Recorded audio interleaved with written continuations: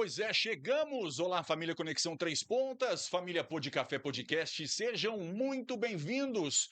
Segundou em horário nobre, mais ou menos, um pouquinho mais, um pouquinho menos, comigo, jornalista Roger Campos, chegando para mais um Pô de Café Podcast, aquela conversa verdadeira, aprofundada, um jeito único de fazer jornalismo e hoje, assim como outras pautas tão importantes, o programa de hoje é um programa que, para alguns, tem um tema incendiário, um tema polêmico, um tema que atraiu a atenção de praticamente toda a cidade. Mas antes de apresentar o nosso convidado de hoje, agradecendo inclusive a presença do nosso convidado, que aliás eu conheço de longa data, deixa eu só trazer para vocês e também para algumas pessoas que não conhecem, nem têm obrigação de conhecer, como é o funcionamento do trabalho da imprensa em temas sensíveis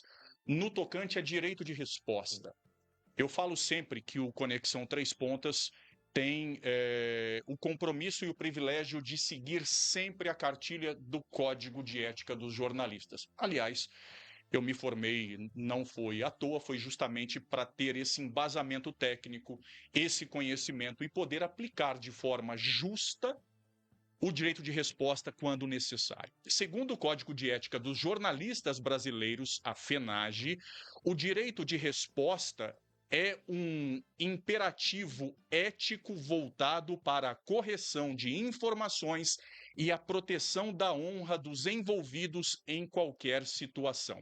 Os principais pontos sobre ele devem ser dados e são o seguinte: obrigatoriedade. O jornalista deve permitir o direito de resposta às pessoas envolvidas ou mencionadas em uma matéria quando ficar demonstrada a existência de equívocos ou incorreções.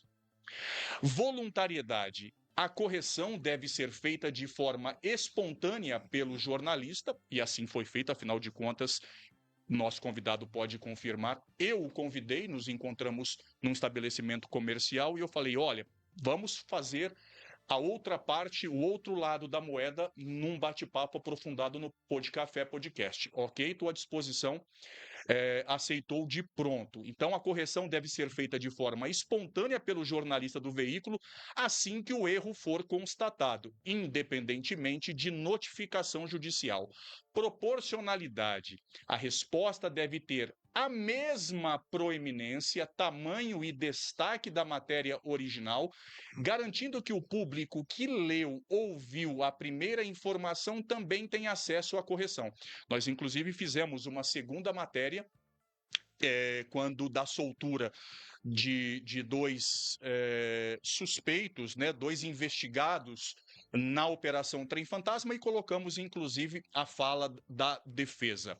Para fechar, além do Código de Ética dos Jornalistas, Lei 13.188 de 2015, regulamenta o direito de resposta previsto também na Constituição Federal, estabelecendo prazos geralmente de 7 dias para a obrigação da resposta para a publicação após o pedido. Ou seja, ao contrário daquilo que um cidadão, um leitor me acusou, eu não sou obrigado, nenhum jornalista, a, no mesmo momento, na mesma matéria, no mesmo contexto, dar o direito de resposta. O que eu não posso me furtar é ouvir todos os lados, mesmo que seja em matérias separadas, respeitando esse prazo de 7 dias. Em resumo, o direito de resposta deve ser imediato, após a detecção de um erro ou quando solicitada e de forma proporcional. Aliás, nós estamos fazendo isso com muito zelo, com muito critério. Por quê? Porque aqui recebemos o delegado de Três Pontas, o doutor Guilherme Banterli, que veio aqui e abordou o assunto. Então, esse tema foi abordado no Pô de Café Podcast e no Conexão. Como no Conexão nós já abrimos espaço e colocamos a soltura e a opinião da defesa, a versão da defesa, nada melhor do que hoje um programa integral, um programa inteiro dedicado ao outro lado, a defesa dos investigados. Está aqui comigo, a quem eu agradeço novamente, imensamente, Dr. Francisco Braga, popularmente conhecido como Braguinha. Aliás, temos em comum o corintianismo, fundamos juntos a Estopim da Fiel aqui em Três Pontas, e hoje estamos aqui dividindo a bancada junto com você que vai nos ajudar a fazer o programa. Aproveite, puxa a cadeira, o café Cocatrel, o melhor café do mundo, já está sendo servido. Aliás, esse programa tem um oferecimento da Cocatrel e também da Gestão AgroSoluções. Venha para esse papo, traga a sua pergunta, a sua dúvida, a sua questão, a sua crítica, o seu elogio. Mas lembre-se, pedra lançada e palavra dita não voltam mais. Aquilo que você questionar, e se for de forma imperativa, afirmativa, você tem que se responsabilizar por aquilo que está sendo declinado. Muito boa noite, imenso prazer te receber aqui pela primeira vez. Boa noite, Roger, meu amigo de longa data, né? Boa noite aos internautas, boa noite a toda a cidade de Três Pontas e é um prazer imenso estar aqui hoje para a gente bater esse papo. E para começar, aquela pergunta tradicional, antes de entrarmos no tema, doutor Braga, até porque a audiência de internet ela é muito rotativa, a gente nem sabe onde chega através da linguagem global da internet. Quem é o doutor Francisco Braga e por que escolheu, dentro do direito da advocacia, essa área criminal? Bom, advocacia criminal eu aprendi. Deixa eu pedir só para você puxar o microfone um pouquinho mais perto. Eu peguei a paixão pela advocacia que eu trabalhei ainda criança, na adolescência, com meu tio, Dalto, que é advogado aqui em Três Pontas também. E eu via a luta dele, né? Ele exercia a profissão com muito afinco, com muita paixão. E um excelente criminalista. E dali nasceu essa paixão pelo direito, especificamente pelo direito criminal, pelo direito penal. E é uma luta constante e muito apaixonante nesse dia a dia da advocacia criminal. Já há quantos anos? 31 anos na luta.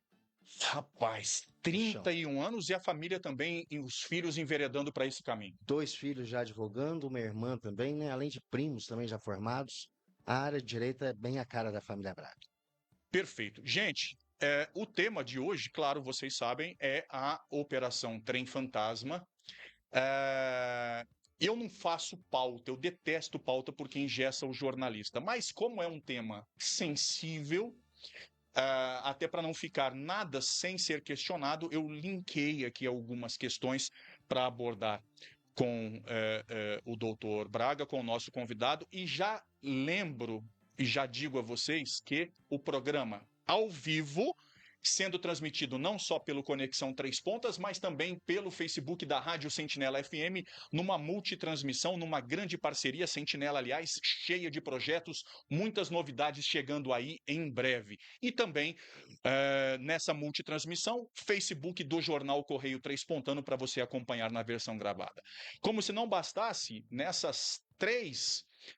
nesses três portais, ainda, vai lá pro YouTube do Conexão Três Pontas, Podcafé _ podcast, para você assistir quando, onde, como quiser, a hora que quiser, do jeito que quiser, com quem você quiser, a qualquer momento, ok? Além dessas perguntas, eu tenho uma opinião, mas eu vou fazê-la em forma de questionamento no final, até porque ainda me resta uma boa dose de juízo. Mas deixa eu começar esses questionamentos com o nosso convidado de hoje, elencando, para você que está chegando agora, a Operação Trem Fantasma, o convidado vai explicar melhor, mas fala de suposto, de possível desvio de recursos públicos na aquisição de peças automotivas para os veículos do almoxarifado, que algumas pessoas estariam envolvidas. Algumas delas, lá em 2018, lá no começo do processo, acabaram inclusive sendo presas ou detidas, enfim, ficaram um tempo presas, depois acredito que por poder de habeas corpus foram liberadas, e o caso, praticamente, pelo menos para a opinião pública, parecia esfriado, parecia que, enfim, não tinha mais nada para acontecer de novidade. Eis que, de uma hora para outra, fomos surpreendidos com a prisão de 2 suspeitos com a alegação da Justiça de que a defesa, inclusive o doutor Francisco Braga é quem representa esses dois cidadãos, que a defesa teria propositalmente não entregue documentos, as alegações finais, com a ideia, com a artimanha de fazer com que o caso prescrevesse e não houvesse julgamento. Dito isso, eu já emendo a primeira pergunta. O que exatamente levou às prisões dentro da Operação Trem Fantasma, na sua opinião, na opinião da defesa? Bom, já de início a gente já afirma, a gente recebeu com muita surpresa o decreto de prisão e a consequente encarceramento dos dois. O que aconteceu? De fato, a defesa não havia apresentado as alegações finais, que é a parte final de um processo criminal, que é a defesa final. A gente foi intimado algumas vezes, mas o que é o grande problema? A gente vai, inclusive, detalhar alguns pontos, mas desde 2018, a defesa técnica vem pedindo, vem requisitando documentos, vem requisitando informações, requisitando cópia de interceptações telefônicas. Isso lá de 2018. Requisitando a Justiça? A Justiça, para que requisitasse junto ao município, por exemplo, algumas informações. São informações sigilosas, que a defesa não tem acesso igual tem o Ministério Público.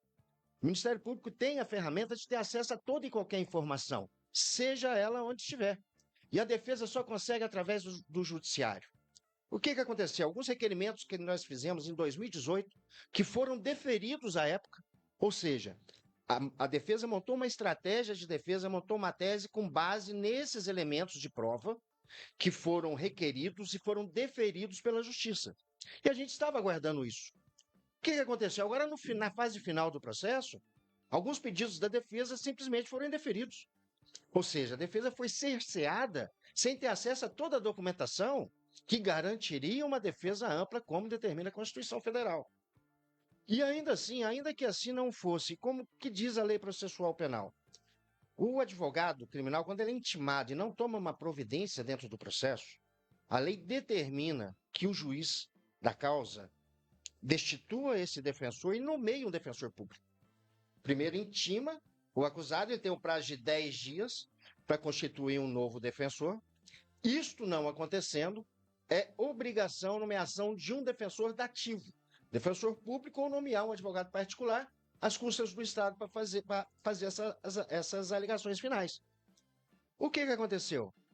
O processo simplesmente paralisou sob o argumento de que a defesa estava enrolando. Não é a defesa que está enrolando. Isso não aconteceu só no processo da Operação Trem Fantasma. São vários e vários processos que muitas vezes ficam paralisados e a culpa sempre se fala que é da defesa.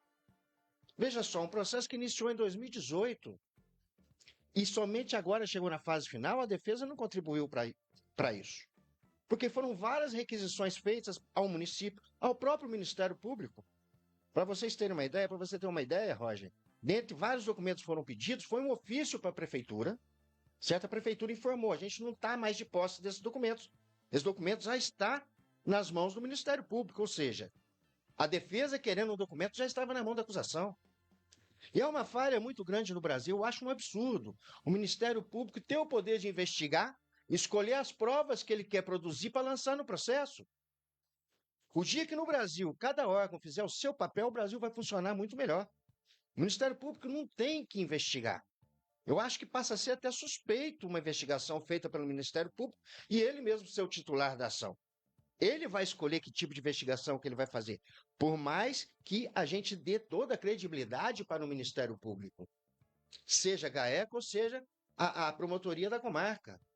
Mas é um tanto quanto chega a ser contraditório, né? Ele abre uma investigação, ele que vai criar a linha investigativa. A defesa dificilmente tem algum acesso. Para se ter um exemplo, esse processo da Operação Trem Fantasma, assim quando aconteceu as primeiras prisões lá em 2018, o processo ficou sigiloso. A gente suplicou ao juiz da comarca da época várias vezes para ter acesso ao processo. A gente queria saber o porquê das prisões da época. E a gente não conseguia sob o fundamento de que ainda havia algumas diligências sigilosas que deveriam ser realizadas. E se a defesa tivesse acesso, poderia atrapalhar a investigação.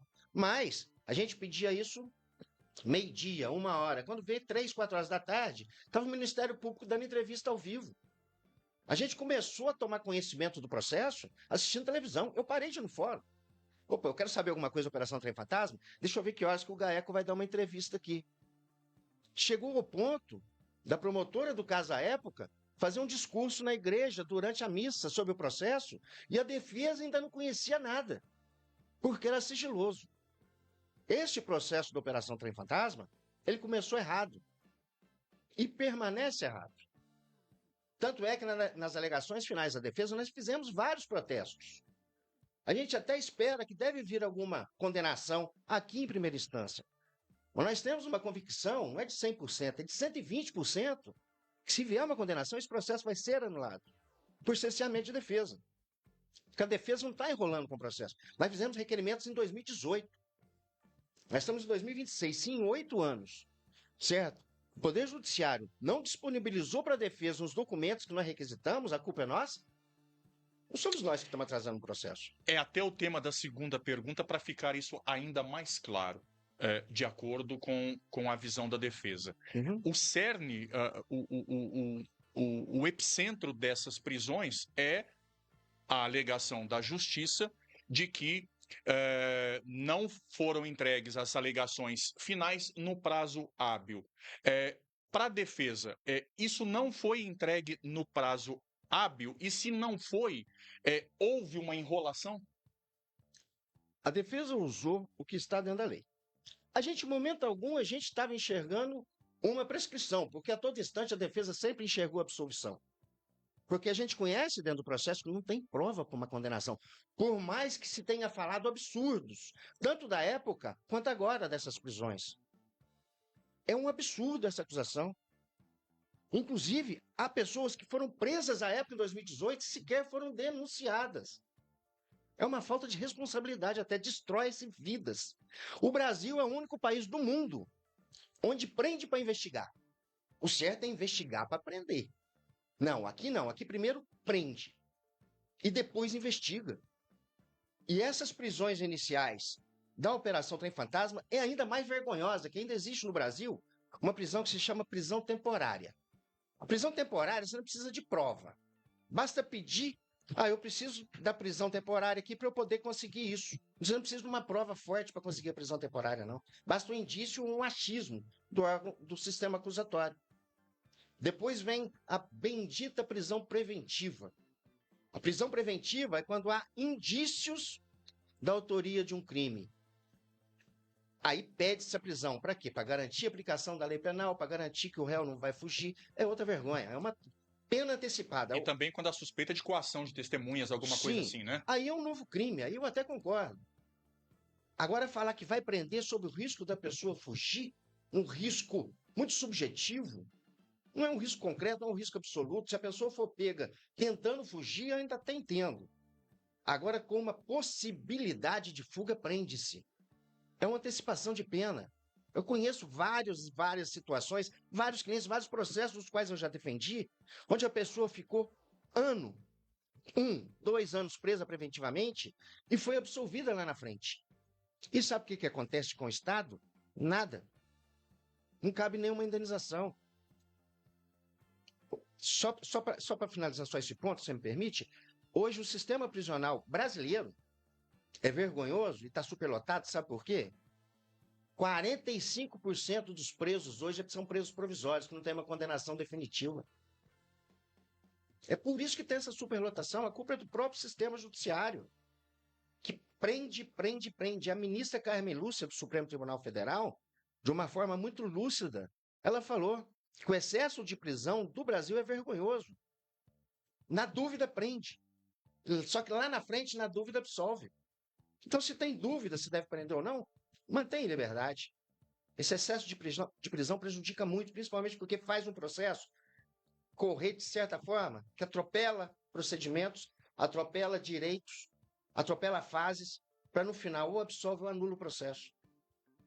A pressa é sempre inimiga da perfeição. Antes que eu esqueça, você já teve, nesses 30 e tantos anos de direito na área criminal, algum caso que terminou com esse contexto? Ou seja, houve um exagero, por parte do Ministério Público, um entendimento equivocado, uma condenação e depois anulação?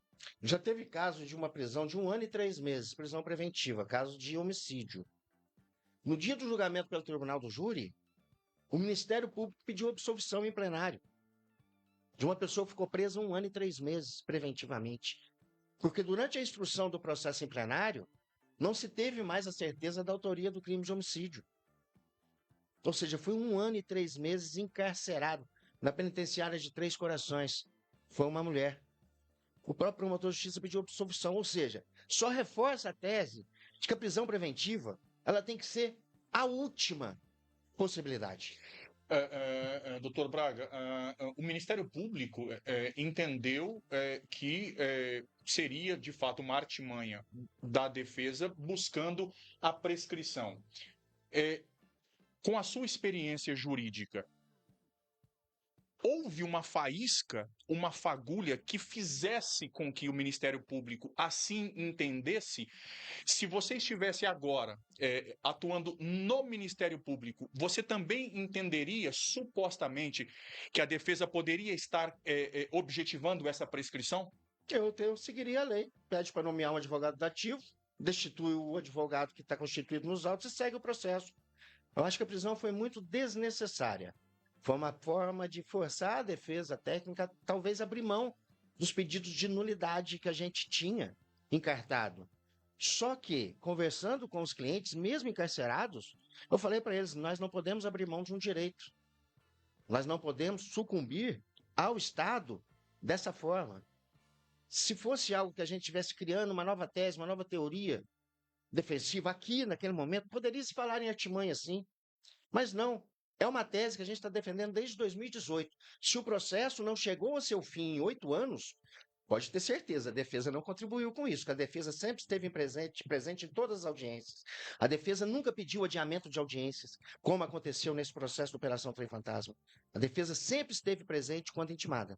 Somente nessa fase final, porque a gente se viu muito prejudicado para apresentar a nossa tese de defesa. Aí, o jornalista tentando entender essa situação toda.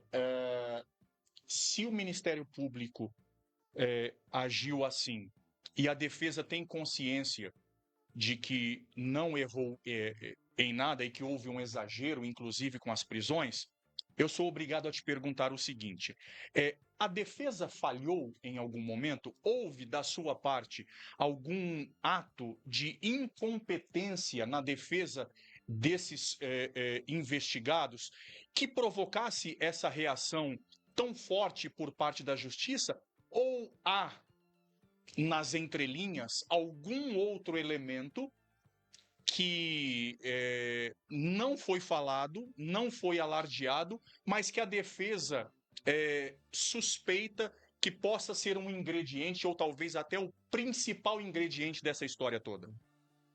Eu acredito o seguinte, que a nossa forma de trabalhar é sempre dentro da legalidade, é muito técnica. A gente busca muitas falhas dentro de um processo.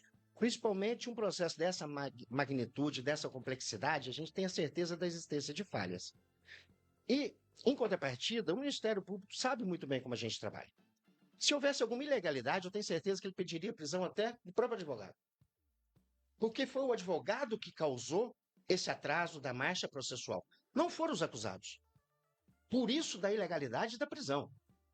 Se os acusados, em algum momento, tivessem contribuído dentro do processo para o atraso da marcha processual, se tivessem se ocultado para não ser intimados, se tivesse constitui um advogado hoje, amanhã tira ele, coloca outro para ir empurrando o processo com a barriga, tudo bem. Não. A tática foi toda do advogado de defesa, foi do profissional. Mas uma tática legal. Uma tática legal. Eu simplesmente não apresentei. E se tivesse fora da legalidade, conforme foi dito pelo Poder Judiciário, certo? Que mantivesse, então, a nomeação de advogado dativo. Mas, não perca o raciocínio, sendo uma tática da defesa, doutor Braga, o senhor imaginava que pudesse ocorrer, na ótica de vocês, de forma arbitrária, essas prisões? Já era sabido, isso era temido, ou mesmo sendo uma tática, acabou te surpreendendo? Surpreendeu porque não existe essa previsão legal dentro da lei. Igual eu falei, se o réu ele causa o atraso da marcha processual, aí sim, seria uma obstrução à justiça. Ele está prejudicando a aplicação da lei penal. Mas em momento algum eles participaram dentro do processo, eles são acusados. Eles são representados pelo profissional, pelo advogado, né? Então, dentro da defesa criminal, a única responsabilidade é do defensor. E como não existe previsão legal para o decreto de prisão, a consequência maior seria a nomeação de um outro advogado. Por isso que, dessa forma, eu enxerguei que a prisão foi extremamente exagerada. Tanto sendo que o próprio juiz da comarca, doutor Bruno, ele mesmo revogou. A gente nem precisou entrar com habeas corpus. Mas ele não revogou porque vocês apresentaram as tais alegações finais? Apresentamos, mas ainda assim, se houve uma obstrução da justiça, a mera apresentação das alegações finais não retirou o ato supostamente ilícito lá atrás. Ele poderia manter a prisão. Mesmo com a apresentação Mesmo das alegações? Com a apresentação das alegações finais. E agora eu lhe pergunto, há quanto tempo nós apresentamos alegações finais? E até hoje não saiu sentença. Então não é a defesa que está atrasando o deslinde do processo. Nós apresentamos a defesa e falamos, o processo não está pronto para ser julgado. E não saiu sentença até hoje. Então só reforça a tese de que não é a defesa que atrasa o processamento e a conclusão do processo. E para que fique muito claro, com a sua expertise, não houve nenhuma falha da defesa que provocasse essas prisões? A falha da defesa, eu acredito que poderia dizer o seguinte, que o advogado se recusou a apresentar alegações finais. Fui intimado 2 ou 3 vezes e realmente não apresentei. Por quê? Em uma outra situação. Porque a Operação Trem Fantasma, onde foi decretada a prisão, seria da Secretaria de Transporte e Obras. Sim. Só que foi desmembrado um processo que tem uma Operação Trem Fantasma da Secretaria da Saúde. Em 2023, se não me falha a memória, o então juiz do processo, ele decretou a conexão de ambas as ações. O que vem a ser isso da parte técnica? Reunião dos processos para julgamento conjunto. Então, quando eu fui intimado a primeira vez, lá em outubro de 2025, se eu tivesse apresentado as alegações finais lá em outubro, o juiz não poderia dar sentença, porque o processo da operação da Secretaria da Saúde não estava pronto para sentença. Ainda tinha audiência para acontecer. Então, esse excesso de exigência contra a defesa, certo? Havia impedimento técnico que impedia que o processo tivesse uma finalização. Então, se a defesa tivesse apresentado as alegações em outubro de 2025, fevereiro de 2025, julho de 2024, o processo não poderia ser julgado, não poderia sair sentença dele. Por quê? Já havia uma decisão que decretou a conexão, obrigando o julgamento conjunto dos dois processos. E o julgamento conjunto só poderia acontecer quando finalizasse todas as audiências. E as últimas audiências da Secretaria da Saúde, se não me engano, foi começo de dezembro, tão somente. Quando o doutor Braga disse que houve as prisões de uma forma injusta, exagerada, e pouco tempo depois o mesmo juiz revogou essas prisões, no seu entendimento, isso mostra um erro da justiça? Eu acho que mostra muito bom senso da justiça. Porque por mais que, muitas vezes, o que acontece? O Ministério Público vê, olha, o jeito de trabalho desse advogado é assim. Então a gente tem que ficar esperto porque ele já conseguiu isso em outros processos. Então vamos tentar evitar aqui, por mais que a demora antes, 8 anos para chegar a uma conclusão não foi da defesa, a culpa não é da defesa, é do próprio sistema, né? Então vamos dar um jeito aqui de tentar acelerar esse processo para fazer o processo andar. E só conseguiram dessa forma. E por que eu disse bom senso? Porque nós apresentamos a defesa final, repito, de forma insatisfeita, mas constando todos os protestos, falando que a defesa foi cerceada, que a gente apresentou a defesa final sem acesso a toda a documentação requerida. E a gente conversou, porque a gente tem um bom trâmite, tanto no Ministério Público, como também no Poder Judiciário. Eu conversei pessoalmente, tanto com o promotor quanto com o juiz da causa. Eu demonstrei não somente com as alegações finais, mas também, de fato, que aquela visão inicial de uma tentativa de burlar o sistema não era verdadeiro. que se fosse verdadeiro, eu tenho certeza que a prisão não ia ser revogada. Então eles enxergaram e entenderam, assim, não vamos dar 100% de razão para a defesa, mas ele está com um pouco de razão, sim, vamos revogar essa prisão. Doutor Braga, para que as pessoas, a audiência que está acompanhando o nosso programa, muita mensagem, daqui a pouquinho eu lerei essas mensagens para vocês. Lembrar que a gente está ao vivo pelo Face do Conexão, pelo Face da Rádio Sentinela FM e também a partir de amanhã na versão gravada no Facebook do Correio Três Pontano. Qual é a acusação? Quais são as acusações? Do que os seus clientes eles estão sendo acusados, inclusive os outros investigados? O que é a Operação Trem Fantasma? Iniciou uma investigação de que no ano de 2017, especificamente, formou-se uma associação criminosa dentro da prefeitura que seria para desviar dinheiro e patrimônio público. Como seria isso? Forjando compra de peças, disse que estaria abastecendo veículos que já estavam sucateados, não funcionava mais, estava comprando peças superfaturadas, falava que era nova, só que era recondicionada e, mais uma vez, colocando em veículos que já eram sucata. Né?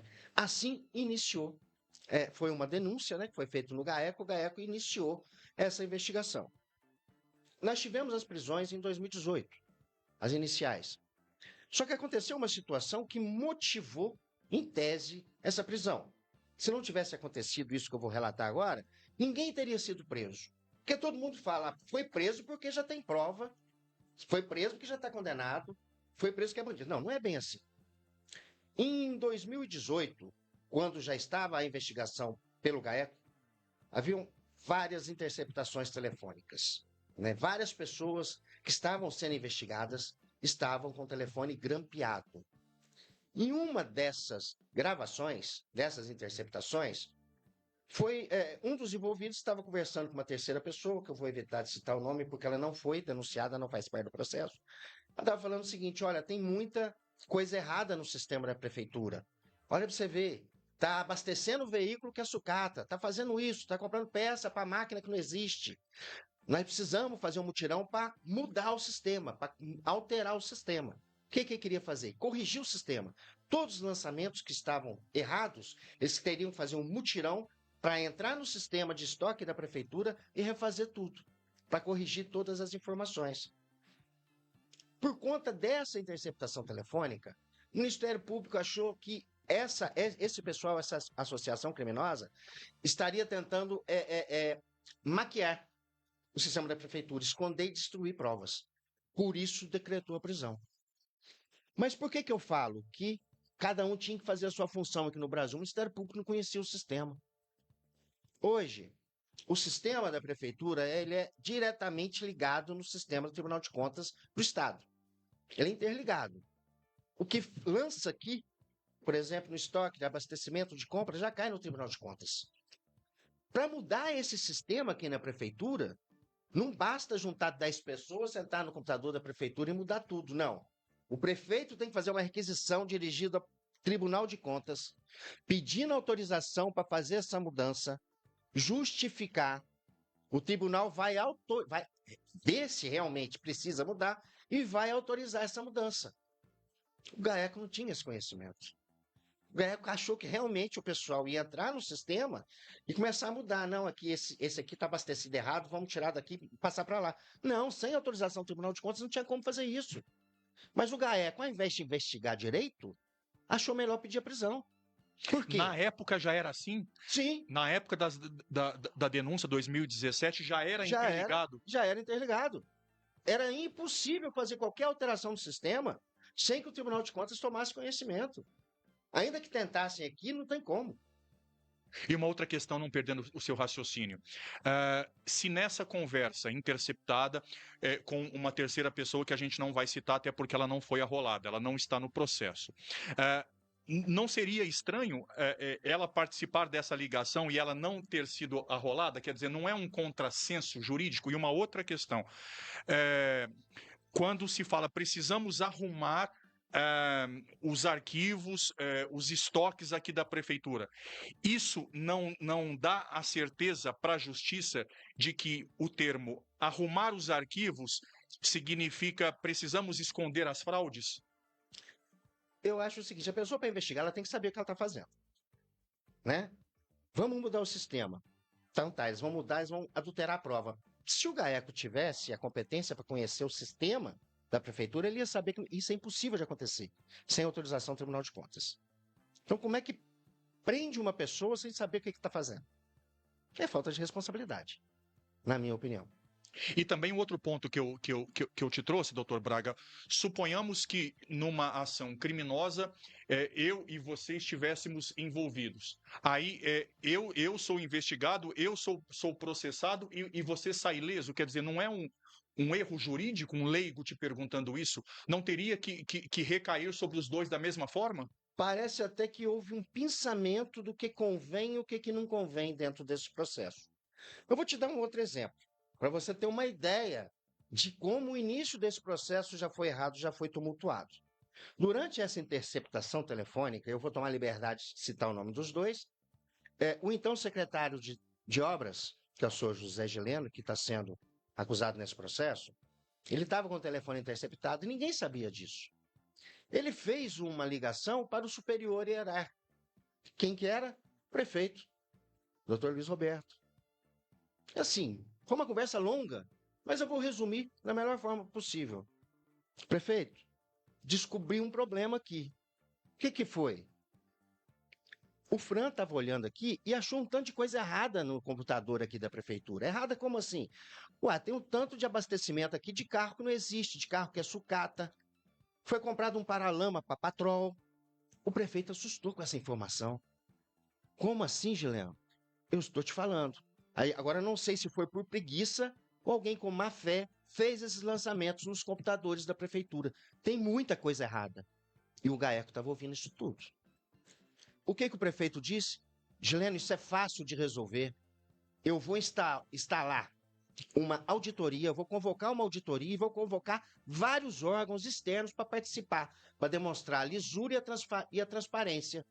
Eu vou convidar Defensoria Pública, Ministério Público, OAB e qualquer outro órgão externo que queira participar, porque isso é grave.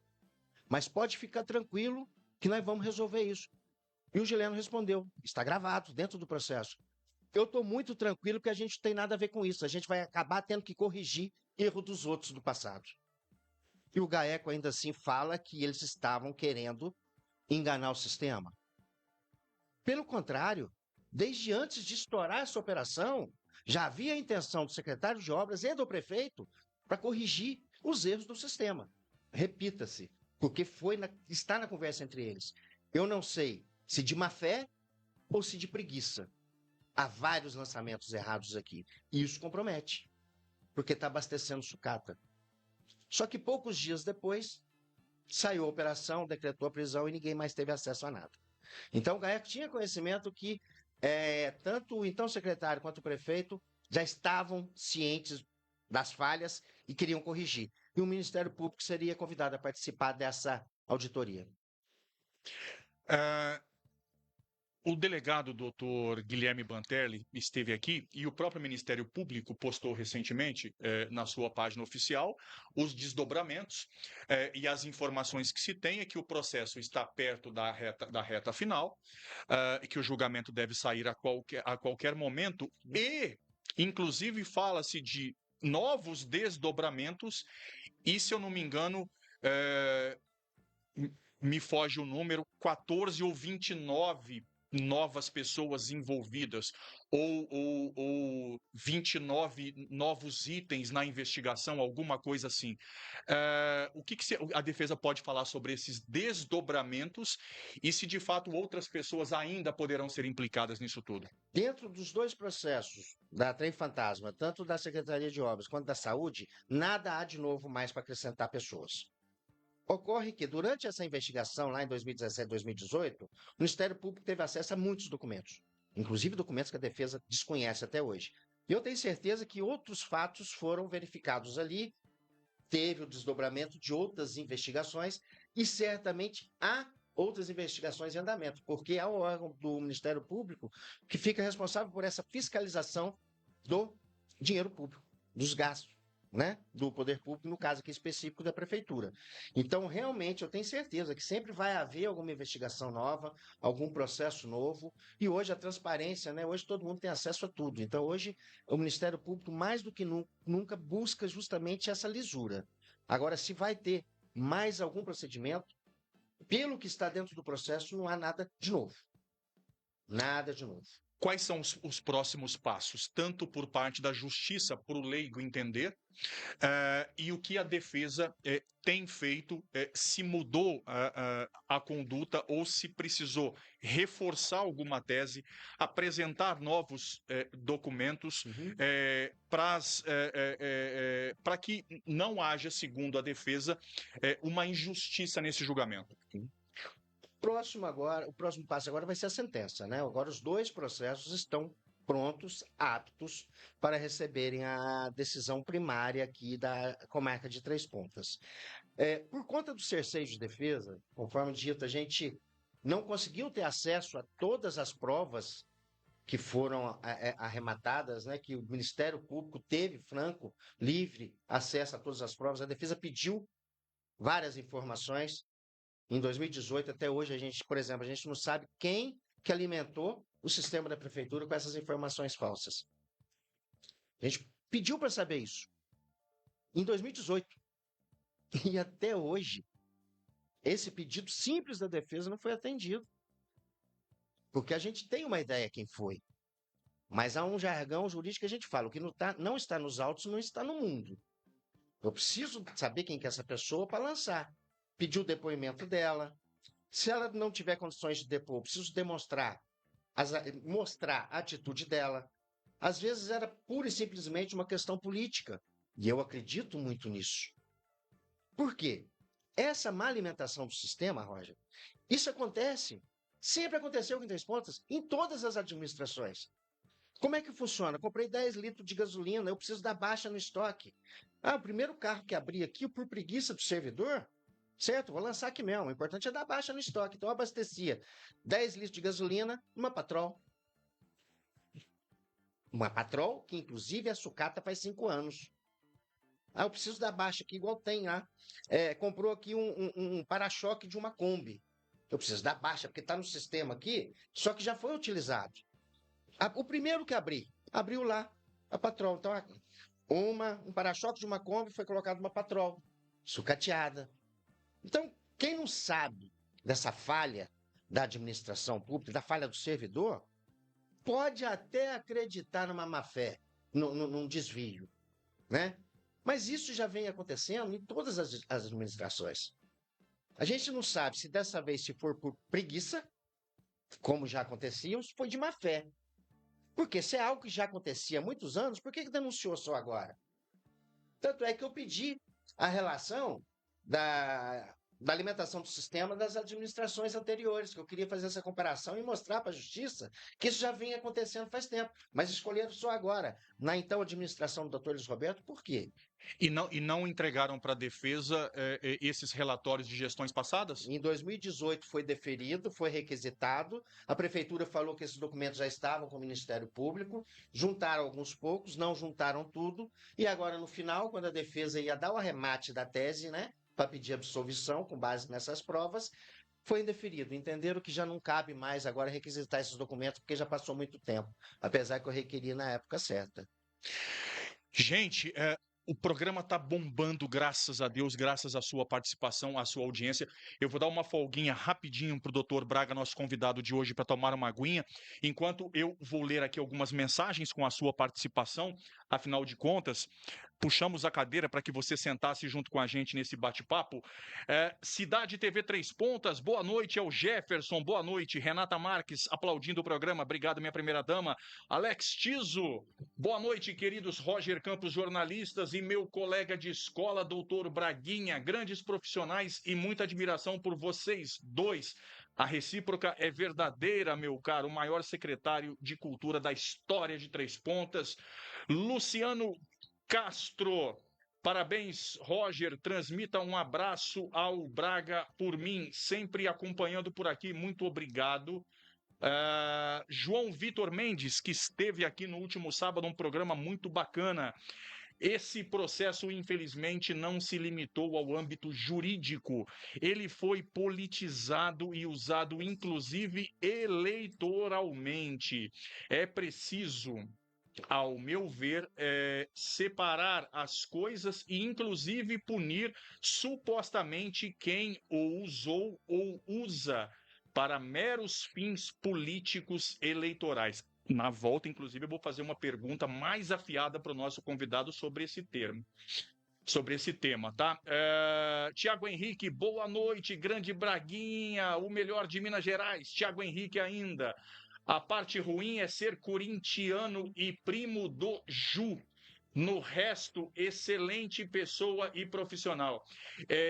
Eu não costumo ser mal educado nunca com o meu convidado. A democracia aqui impera sempre. Mas já criticou o Corinthians, pode dormir. Brincadeira. Sempre muito bem-vindo. Aliás, o nosso Corinthians está horrível. E eu acho que vai ficar pior com o Diniz. Mas voltando para cá.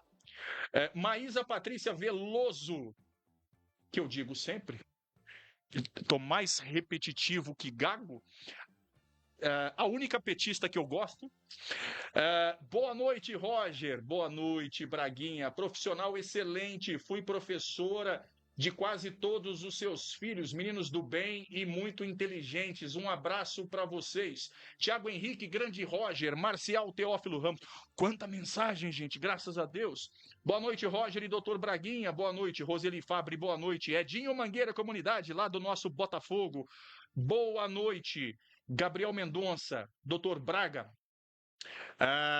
Além de pai, é uma inspiração, muito inteligente e dedicado. Eu te amo, pai. Olha, virou casos de família, muito bacana essa questão que mostra, gente, que ninguém é robotizado, seja lá qual for a sua profissão. Gente, de volta aqui. Eu não posso me furtar a fazer essa pergunta, aí o nosso convidado responde como queira, se quiser declinar também, fique à vontade. Até o professor João Vitor citou aqui a questão, esse processo tem um fator político muito grande, segundo ele. Eu confesso que, embora erroneamente algumas pessoas falem que jornalista não deve ter opinião, jornalista não deve ter lado. Mas opinião ele pode ter, tanto é que existem os artigos de opinião. E eu confesso que, como cidadão, tem muito caroço nesse angu para mim. Não estou inocentando e nem culpando ninguém, eu nem tenho alcunha, poder, jurisdição para isso. Mas, numa cidade onde a política sempre foi coronelista, uma cidade pequena,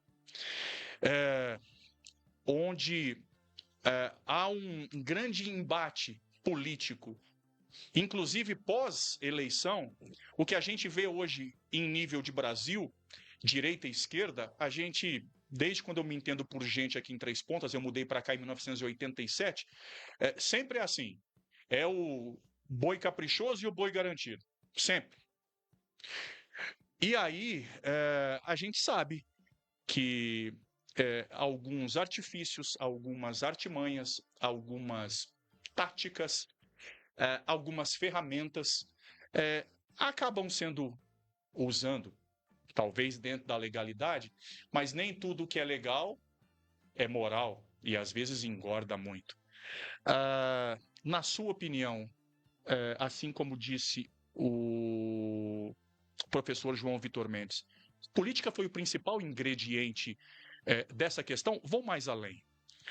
A ideia desse processo, basicamente, era tirar do cargo o então prefeito e, se era isso, a gente pode tentar entender que tudo isso foi motivado por um adversário político, tanto na esfera executiva quanto na esfera legislativa? Tem uma questão política. Eu sempre enxerguei isso, principalmente quando eu me inteirei, quando comecei a participar do processo e me inteirei de todas as provas ali constantes. Quando eu compareci com os envolvidos para prestar o depoimento no Ministério Público, que inclusive foi um circo, foi uma covardia o que fizeram com cada um daqueles que estavam presos, a exibição deles para o público como um troféu, presos. Eu acho que o Ministério Público não poderia nunca ter feito aquilo com eles, porque eles têm família, né? Mas quando eles foram prestar o depoimento no Ministério Público, eu pude perceber... Até então, pessoas idôneas. Sim, sim. Eu pude perceber que o Ministério Público não sabia o que ele estava investigando. O senhor Gileno, por exemplo, ele sentou e deu uma aula de planilha contábil da prefeitura. Eles não sabiam, por exemplo, que não bastava que todo o abastecimento da prefeitura tinha nota fiscal com a identificação da placa do veículo que foi abastecido. Ali já começou a comprovar que alguém, de forma muito maldosa, estava, de uma forma reiterada, fazendo uma alimentação errada no sistema da prefeitura. E essa pessoa, até hoje, não foi identificada para a defesa. Por que esse receio? Da gente descobrir que talvez seja alguém de um outro elo político, ou que tinha alguma outra intenção política ou interesse político? Por quê? No português, claro, algum pau mandado? É o que a gente acredita, porque não tem lógica tanto erro. Você cometeu um erro ou outro dentro de um sistema da prefeitura, ao longo de um tempo, ainda vai lá. Agora um erro reiterado, de uma forma tão próxima de data uma da outra, e depois do nada aparecer uma denúncia no GAECO, e uma denúncia, inclusive, que foi feita por um servidor, né? Um menino que até eu conheço, que também tinha senha de acesso ao sistema. Eu sei que ele também fazia alimentação no sistema. Por que a defesa nunca teve acesso a quem que realmente fez esses lançamentos errados? Você está dizendo que um dos denunciantes tinha acesso ao sistema? Também, ele tinha senha do sistema. Eu queria saber se era ele, se era algum outro servidor, se era algum servidor efetivo, se era um estagiário. Estagiário dificilmente erra, e quando erra é sem maldade. Sim. Né? É por desconhecimento. Sim. Mas a defesa tem a convicção plena de que não foi um erro fortuito, não. A defesa tem a convicção que foi alimentação no sistema de forma dolosa, com a intenção de prejudicar servidores e o prefeito municipal de Três Pontas, então da época do doutor Luiz Roberto. Gente, mais uma mensagem aqui. O Lúcio Costa pergunta para o Braguinha, doutor Braga, se ele acha certo o que o ministro... tem que falar baixo esse nome, né, gente? Porque manda prender todo mundo, né? Será que o Banco Master ele vai mandar prender a galera lá? Pergunta para o Braguinha se ele acha certo o que o ministro Alexandre de Moraes está fazendo com o judiciário brasileiro. Parabéns pelo programa. Alexandre de Moraes, primeiro ele não deveria nem estar lá no STF. Eu lembro dele como promotor em São Paulo, fiz audiência com ele uma ou duas vezes. Lembro ele como secretário de Segurança Pública, que ele ficava preocupado só em perseguir as torcidas organizadas de São Paulo.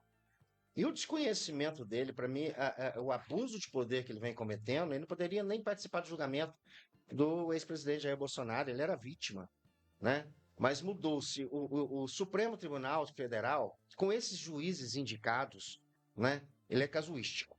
Ele muda de pensamento conforme a necessidade. Se fosse há uns 2 anos atrás, Jair Bolsonaro seria julgado em primeira instância. Em novembro, se não me engano, de 2025, mudaram o entendimento e para eles ali tinha que ser no Supremo Tribunal Federal. Porque eles tinham intenção mesmo era de pegar o Jair Bolsonaro. Que ele fez alguma coisa errada, na minha opinião, eu acho que fez, mas o julgamento dele foi exagerado. E que o Alexandre de Moraes, ele pisa na bola e exagera, sem sombra de dúvida. Mas vou parar as críticas por aqui, porque ele também é corintiano. Pois é. Eu também vou evitar falar desse assunto, porque eu tenho uma opinião muito clara e muito polêmica sobre isso. Eu gosto só de citar esse ilustríssimo, excelentíssimo cidadão como um deputado o chama. Xandão. Xandão. Gente, antes de finalizarmos o programa, eu preciso rapidinho só privilegiar os nossos anunciantes, trazer à tona aqueles que nos ajudam a construir esse programa, além, é claro, dos parceiros de transmissão, Rádio Sentinela FM, Jornal Correio Três Pontano. Lembrar de Cocatrel, a cooperativa dos cafeicultores da zona de Três Pontas, o melhor café do mundo. E você sabe que é questão de credibilidade. Ah, esse é um parceiro desde a minha época da TV Cidade. E por esse, as duas mãos, os dois pés, eu coloco no fogo integralmente. Dr. Luiz Roberto Laurindo Dias, médico cardiologista, clínica médica, cardiologia, eletrocardiograma. Vale muito a pena você fazer o seu check-up. Ah lá, agora ele está na tela. Porque tem muita gente sofrendo com problemas do coração e cada vez mais jovens, viu, gente? E as pessoas não fazem check-up. Procure o Dr. Luiz Roberto, vale muito a pena. 99841-3363. Por falar em saúde, para você que está buscando perder peso, doutora Daniela Carvalho, médica endocrinologista. Para você que busca longevidade saudável, aqueles tratamentos mirabolantes, fantásticos com aquelas canetas que fazem você emagrecer. Pois é, ela tem, mas tem um know-how que pouca gente tem. Ela te oferece qualidade, segurança, certeza de um ótimo resultado com Monjaro, com Ozempic, com um tratamento que realmente vale a pena. No último ano, quilos e mais quilos, muitos quilos, quase que toneladas de quilos foram perdidas pelas clientes, pelas pacientes e pelos pacientes homens também. Muita gente perdendo muito peso, vale a pena. Então, procure a doutora Daniela Carvalho, em breve com um novo consultório, 99752-3049. E já que o assunto ainda é saúde, e aí o buraco é mais embaixo comigo, né, senhor Roger Campos? É verdade. Doutora Carla Cristina Bernardi, médica nefrologista, para você que não cuida dos seus rins como o Roger Campos nunca cuidou e tem um rio de pedra em cada rim, pois é. Pedra dos dois lados, 3 cirurgias já, sabe por quê? Muito sódio, uma chips a vida inteira lá em São Paulo e água nada, era só Coca-Cola de 2 litros. E aí? Vai ficar nessa você também? Não, né? Vai procurar fazer um check-up, pelo menos para você medir a sua ureia e a sua creatinina. É um exame básico para saber a função do seu rim. Clinova, medicina especializada, 3661-3261. O nosso convidado, inclusive, já falou para mim, Roger, eu não vejo a hora de ir embora, que eu preciso dormir, acordar, tenho muito trabalho amanhã cedo e depois eu vou lá no Galvão almoçar, Galvão Restaurante amanhã, a partir das 10h30, aberto com o melhor almoço, culinária deliciosa, churrasco magnífico e aquela entrega super rápida, vale a pena. Mas se você é mais esfomeado, assim como eu, não consegue esperar até amanhã, hoje é segunda-feira, tá aberto, Taylor! Alô, Bacon Zé, para você que gosta de um fast food, verdadeiras obras de arte, obras-primas, o Taylor faz. Ele faz um X-Bacon Egg de costela, que é a nona maravilha da humanidade. Vale muito a pena? 99948-7777, 99948-7777. Se o seu objetivo é festa, é evento, vai casar, vai fazer o batizado, vai comemorar a viagem da sua sogra, seja lá o que for, show, evento, MS Sonorização e Iluminação, 998-3609-24. Eu fico repetitivo quando eu falo que o Matheus Santos é a pessoa com o maior know-how, a maior credibilidade, honestidade a toda prova. Se eu fosse qualquer pessoa que organiza evento, eu só chamava MS Sonorização e Iluminação. 998-3609-24. E a penúltima, para voltarmos com o final do nosso programa, claro, ele... O nosso CEO, Gustavo Faria, na Gestão AgroSoluções, a nossa consultoria traz uma visão empresarial para o campo. Analisamos dados precisos de cada área da fazenda, como produtividade, custos e controle de recursos, e ainda ajudamos na tomada das melhores decisões. Gestão AgroSoluções. Muitas fazendas estavam ruins das pernas aqui em Três Pontas, na região, financeiramente estavam no vermelho. E aí, toque de Midas. Gustavo foi chamado, organizou a casa e hoje a produtividade está lá em cima. Todos comemorando ótimos resultados. Porteira aberta para você também levar a sua empresa, o seu agronegócio, para ser cuidado pela Gestão AgroSoluções. E se o programa está no ar é porque tem uma internet de qualidade Essa internet é ConectaNet. Sempre, gente, precisou, eles estão à disposição. Pessoal super educado, prestativo, de qualidade. E para você que tem ConectaNet, você também tem TV Conecta, para que você tenha muitas opções de canais para que você possa fugir dessa mesmice aí, né, gente? Não dá para ficar nessa mesmice, não. Deixa eu colocar aqui o nosso convidado aqui no ar. Deixa eu ver se deu uma travadinha aqui. Deu uma travadinha aqui na tela? Deixa eu ver se vai voltar aqui, deixa eu ver. Falem comigo aí se estamos travados aí, tá, gente? Se estamos travados, já vamos destravar aqui rapidinho. Enquanto isso, mesmo com a imagem pausada, eu preciso fazer uma outra pergunta aqui. Dr. Braga vai respondendo para a gente enquanto eu vou tentando solucionar aqui o travamento aqui da imagem. Que informações importantes complementares a defesa faz questão de prestar nesse programa? As informações, por mais que muita gente às vezes até duvida da palavra, né, do que diz um advogado de defesa, mas os senhores podem ter certeza. Quem conhece o processo a fundo sabe que não tem prova para esse exagero de acusação que aconteceu. Isso vai ser demonstrado no final, ainda que saia qualquer condenação agora, porque às vezes por uma questão até de pressão da população, pressão de imprensa, pressão política, eu acredito muito até numa pressão política que venha alguma condenação, mas aguardem o resultado final. Esse resultado final só vem depois do último recurso. A defesa acredita piamente na absolvição. Não é de um ou de dois, é de todos, porque houve muito assodamento da acusação, muita falha da acusação, e principalmente esse receio de fornecer todas as provas para a defesa só aumenta a nossa certeza de uma sentença absolutória. E eu vou voltar, se me permite, acho que a sua primeira pergunta, se houve alguma falha da pessoal da defesa. Eu acredito que sim. A minha falha maior foi de confiar cegamente na justiça, que a justiça seria feita com base na legalidade. Para mim, eu reafirmo, tanto as primeiras prisões como as de agora foram totalmente descabidas e desnecessárias, e nas duas oportunidades não foram preciso a interposição de habeas corpus. O próprio juiz que decretou foi o mesmo juiz que revogou. Porque muitas vezes não basta o conhecimento, muitas vezes precisa também de um senso humanitário e um bom senso também, uma vivência, uma experiência, para ver que nem sempre a letra fria da lei é que deve prevalecer. Então, porque a justiça ela é bela, né? Só quando pega o código e aplica. Ela chega a ser grandiosa quando ela vai interagir com o fato social que ela está julgando.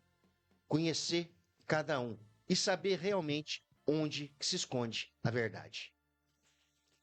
Gente, conseguimos abordar e dar voz para que a defesa pudesse manifestar os seus pontos de vista, assim como trouxemos aqui o delegado, o doutor Guilherme Banterli, assim como a gente abordou o assunto, e nos sentimos, pelo menos até esse momento, com o dever cumprido, embora a gente ainda aguarde os próximos passos e, novamente, fica aqui franqueado, tanto para a acusação quanto para a defesa, qualquer participação, desde que trazendo elementos novos para o nosso programa. Deixa eu ver mais mensagens aqui.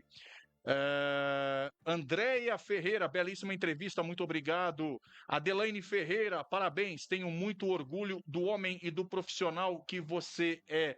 Deus o abençoe sempre. Alex Tiso, áudio normal, imagem congelada. Mentira, já voltou, ele escreveu aqui embaixo. Bom demais. Vamos fechar o nosso programa, mas claro que nós vamos colocar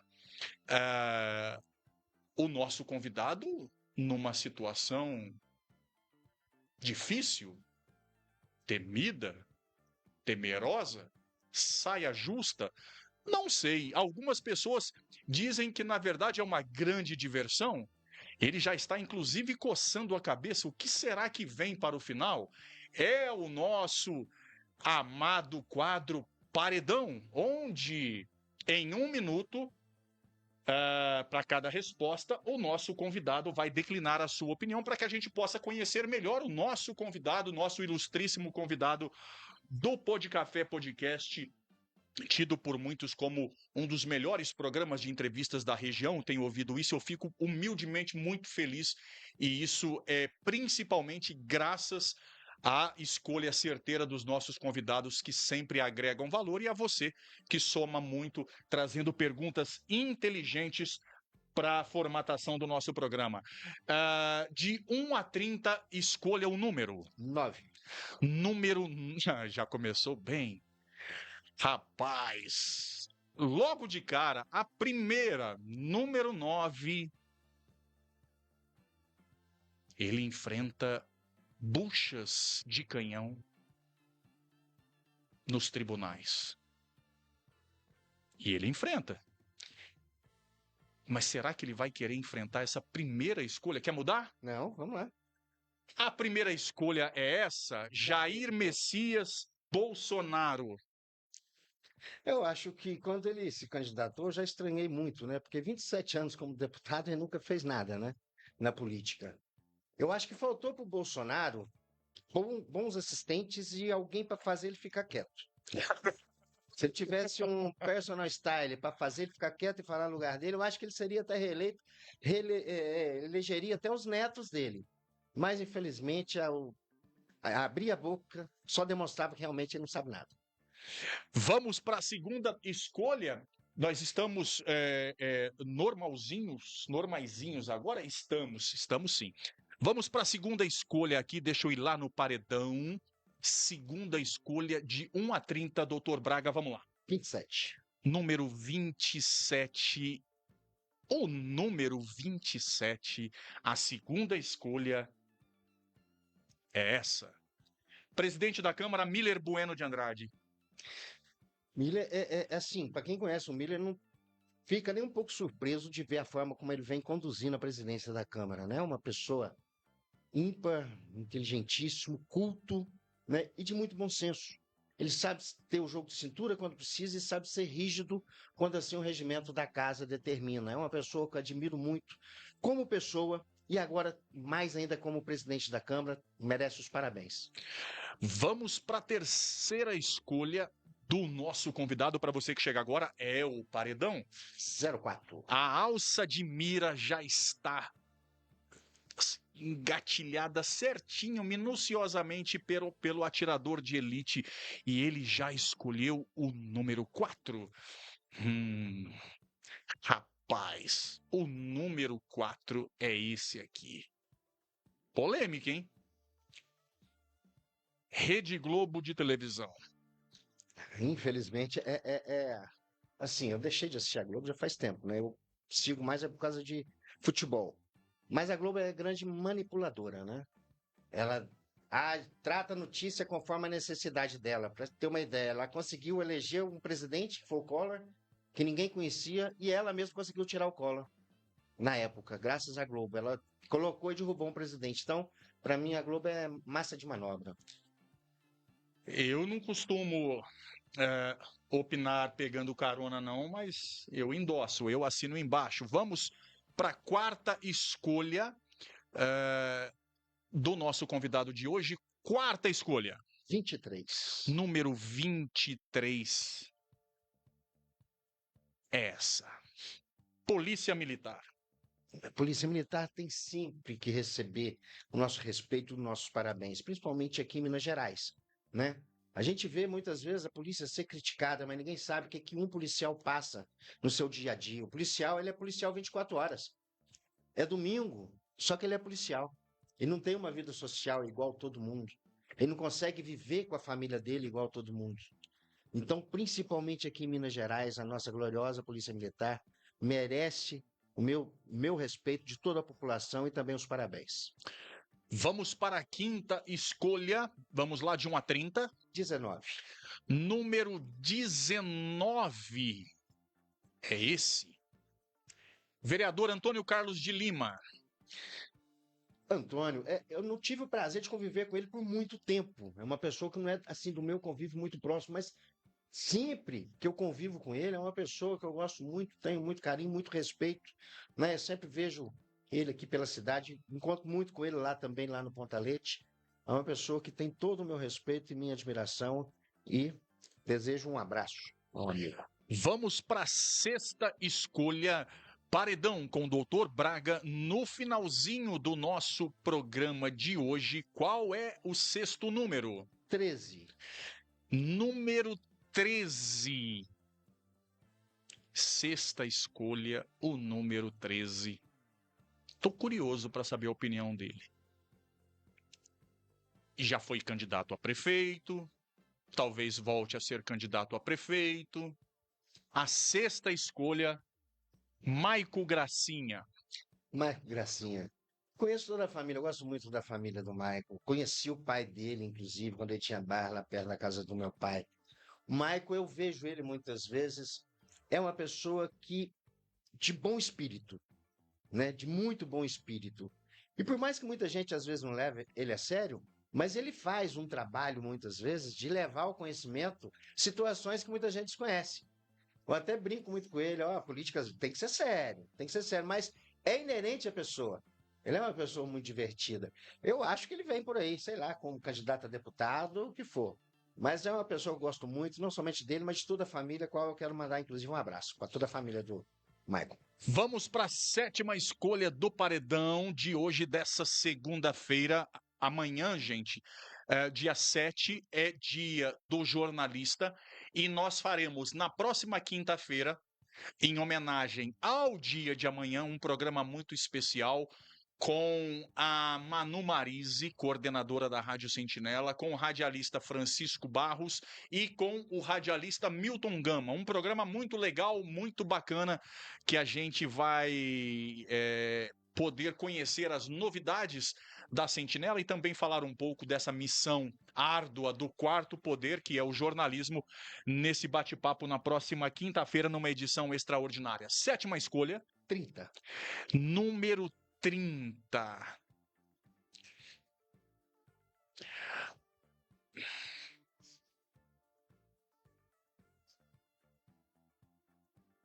Fiquei até com medo desse olhar agora. Quer mudar? Não, vamos lá, vamos encarar. Rapaz, como diria o xaropinho do Ratinho, a sétima escolha do paredão de hoje, ele já está inclusive suando frio, é essa. Ex-prefeito Paulo Luiz Rabelo. Eu sou até suspeito para falar do Paulo, que é uma pessoa que eu admiro muito, conheço há muitos anos, é meu amigo pessoal. Demonstrou não somente ser um ótimo administrador, mas ele, como amigo, eu sou até suspeito, então, para falar do Paulo. É uma pessoa que eu admiro muito. Desejo uma recuperação franca e que ele esteja 100% próximo da gente o mais rápido possível. Quero também mandar um grande abraço para o meu amigo Paulo Luiz. Oitava escolha, vamos lá de 1 a 30. 15. Número 15.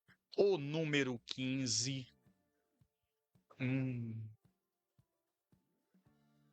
Já é uma figurinha carimbada, quase sempre é escolhido. É esse. Ditador Nicolás Maduro da Venezuela.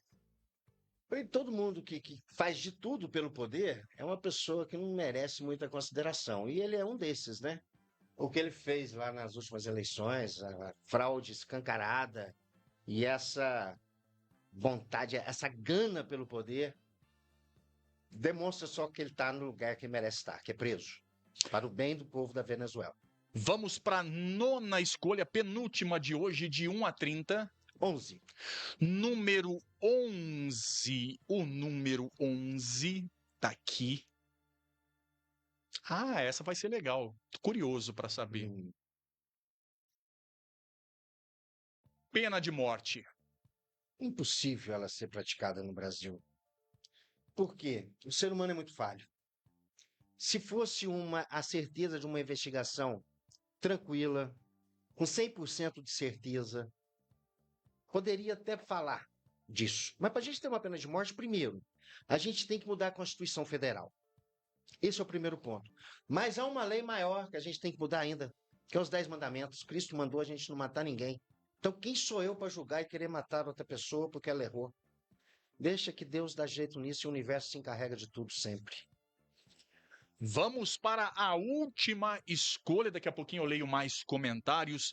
A última escolha do nosso convidado, Dr. Francisco Braga, num programa altamente esclarecedor sob o ponto de vista da defesa da Operação Trem Fantasma. Vamos lá. 29. Por falar em Trem Fantasma, será que a 10ª escolha vai assombrar o nosso convidado? Número 29. 29. Rapaz.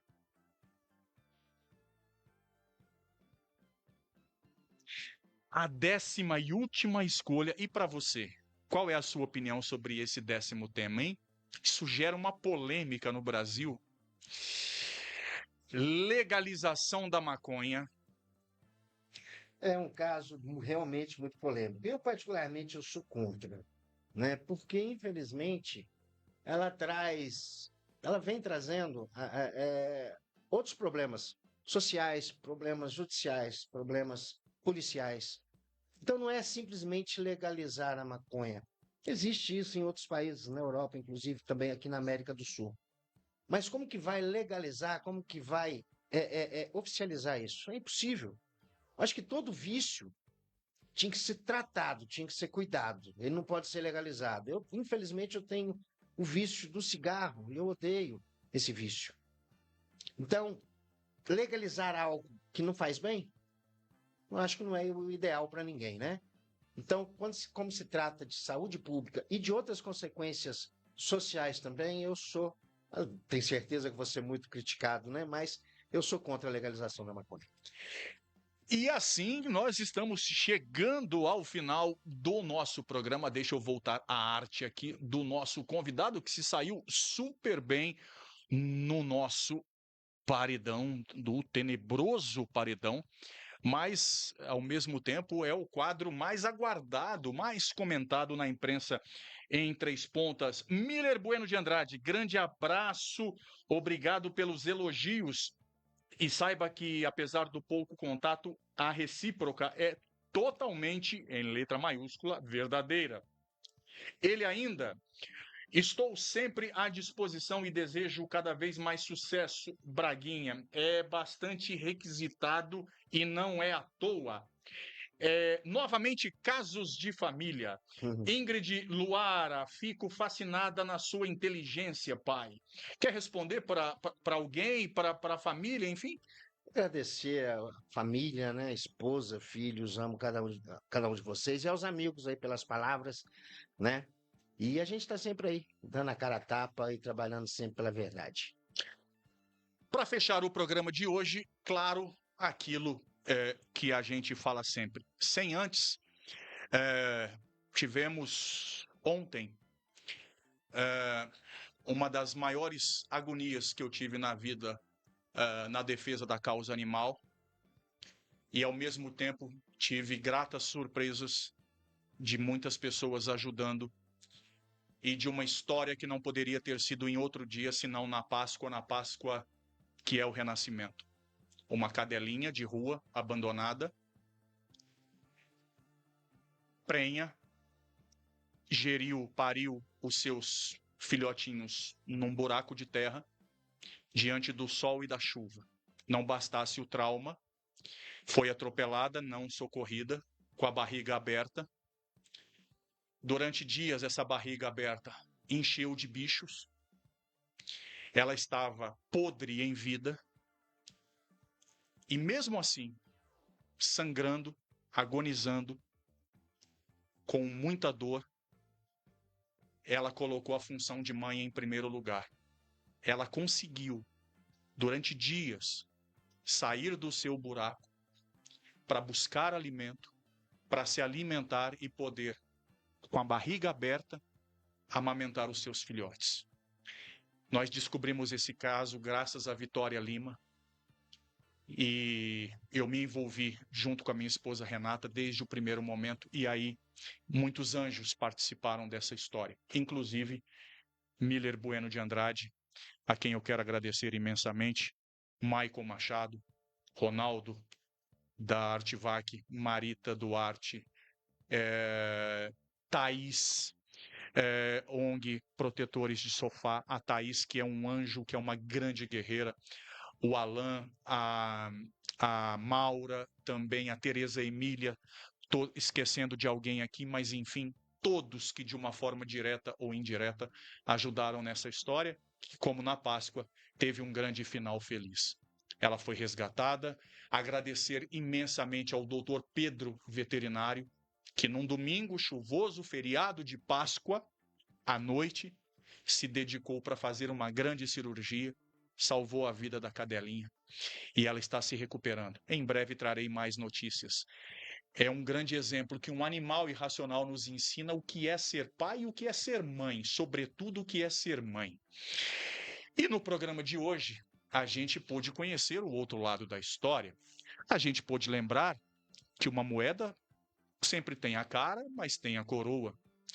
A gente pôde entender que julgamento sumário nos coloca numa corda bamba que quase sempre nos derruba para o lado do erro, de um pré-julgamento, de um preconceito e às vezes até a destruição moral, física, mental de algumas pessoas. Aqui a gente não tem o poder e nem a intenção de fazer julgamento, de dizer que A ou B devem ser inocentados ou devem ser condenados. Mas o que a gente não se furta é ouvir todos os lados, mesmo que não seja numa mesma cerimônia, mesmo que seja em fragmentos, em momentos distintos, mas dentro do que reza o Código de Ética dos Jornalistas. O programa de hoje nos mostrou, independente de ser a fiel verdade ou de ser uma artimanha da defesa, uma fala franca, aberta,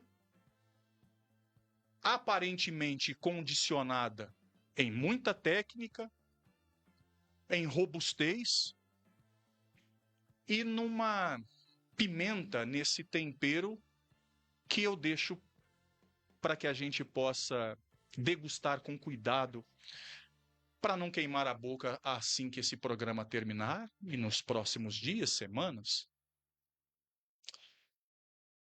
Qual é o peso do fator político no trem fantasma?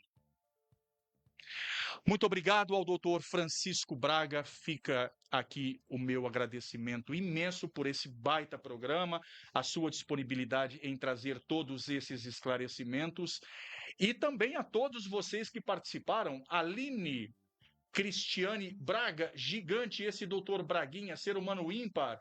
Maria da Aparecida Ferreira, aplausos. Adelaine Ferreira, parabéns. Roger, perfeita a sua entrevista. Muito obrigado. É perfeita quando a gente consegue trazer um convidado que aí declina fala e principalmente respeita quem está em casa, trazendo a sua verdade, independente dela ser uma verdade suprema ou apenas tática de defesa. Muito obrigado, nos vemos em breve ou a qualquer momento, quando assim desejar. Eu que agradeço, Roger, pela oportunidade da palavra defesa, né? Que é raro isso de acontecer hoje em dia. Então, eu agradeço muito e foi um imenso prazer estar aqui, batendo esse papo, esclarecendo alguns pontos e mostrando que nem sempre a gente pode apontar o dedo, porque sempre tem 3 dedos voltados para a gente. Então, a gente tem que tomar muito cuidado para achar que pode julgar alguém. E mais uma vez agradeço pela oportunidade. Eu que agradeço e eu termino só com mais um detalhe que eu não posso me furtar. Vocês sabem que esse jornalista, ele é aclamado e apedrejado pela sinceridade, né? Normal. Aliás, nem tenho a presunção de querer ser unanimidade, nem Cristo foi. Mas de uma coisa eu me orgulho, principalmente quando o assunto é Operação Trem Fantasma. E aí vai uma cutucadinha nos meus queridos colegas de imprensa. Nem tudo vale uma notícia. Nem tudo vale um furo de reportagem. Eu já errei também, a faculdade me fez entender e enxergar para não continuar errando. Eu também já errei, assumo, lá atrás. Mas persistir no erro é um absurdo. Quando levaram os suspeitos, acusados, investigados, até o Ministério Público, houve quase que um linchamento moral popular, inclusive por parte da imprensa. Bastou abrir o tampão do porta-mala do Camburão para que os cliques com celulares, máquinas fotográficas, câmeras, seja da imprensa ou de populares, pipocassem aos montes, impossível até de se contar quantos foram. Mas houve algo que fugiu à totalidade, porque Nelson Rodrigues já diria que toda unanimidade é burra. Essa falta de totalidade foi um órgão de imprensa que, às vezes, até por uma questão pessoal, por um dissabor com um ou outro investigado, poderia, digamos, dar o troco. Mas não é assim que funciona, não é assim que a vida passa e não é assim que a banda toca. O Conexão Três Pontas e o Roger Campos não foi lá na porta do Camburão, na boca do Camburão, fotografar. Não é necessário. A gente só deve tratar alguém como condenado quando, de fato, em última instância, o julgamento já tiver sido feito e aí não houver mais nada para se alegar. Nos vemos no próximo programa, na próxima quinta-feira, com mais um tema muito importante. Deus abençoe a sua vida. Muito obrigado mais uma vez ao nosso convidado. Espero que ele seja muito feliz também neste ano no Esporte Bretão. Não sei se será. Fiquem com Deus. Tchau.